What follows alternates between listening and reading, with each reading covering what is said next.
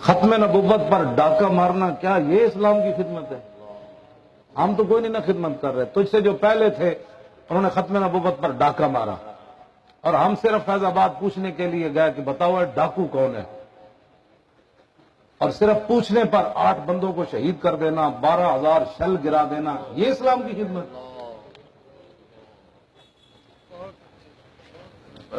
تم ہمیں تانے دے رہا ہے کہ جی یہ کوئی اسلام کی اچھا اس کے بعد اب تو آ گیا،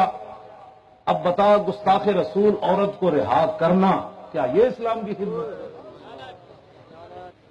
اور ہم پوچھنے کے لیے بیٹھے تو ہمیں کہتا ہے ریاست اپنا جو حق رکھتی ہے اور اپنا حق استعمال، یعنی تو ہمیں پھر وہی تاریخ دہرانا چاہتا ہے، ہمیں ہمارے بندوں کو یا ہمیں شہید کرنا چاہتا ہے، بتا یہ اسلام کی خدمت ہے؟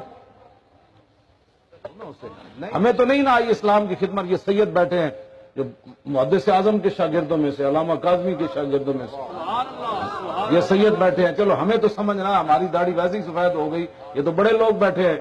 تو یہ پیر بیٹھے ہیں ادھر، جناب یہ سادات بیٹھے ہیں، یہ علماء بیٹھے ہیں سارے، چلو مجھے تو سمجھنا ہے، سب کو دین سمجھ نہیں آیا جو یہاں بیٹھے ہوئے ہیں، اور تو ہمیں دین تو نہیں پڑھانا ہے۔ میں تیرے وہ جو ہے نا تیرا ذاتی معاملہ ہے، جو تیرے بارے میں کتابیں آئی ہیں، میں اس پر بات نہیں کرنا چاہتا، وہ قیامت والے دن حضور ہی آئیں گے تو ساری بات بنے گی،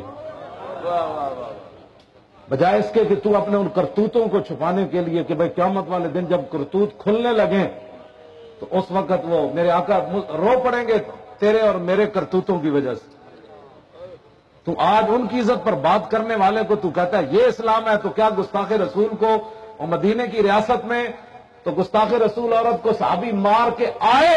ماں برائے عدالت، صبح نماز حضور کے پیچھے پڑی تو فرمایا قتلت بنت مروان، فرمایا گستاخ عورت نو مار آئے، قال نعم بأبی انت یا رسول اللہ،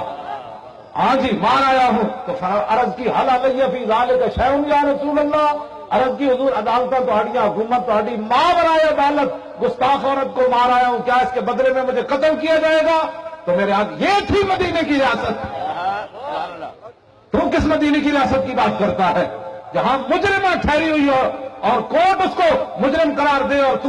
ججوں کو کہ اس کو آزاد کر دو؟ تو پاگل ہے۔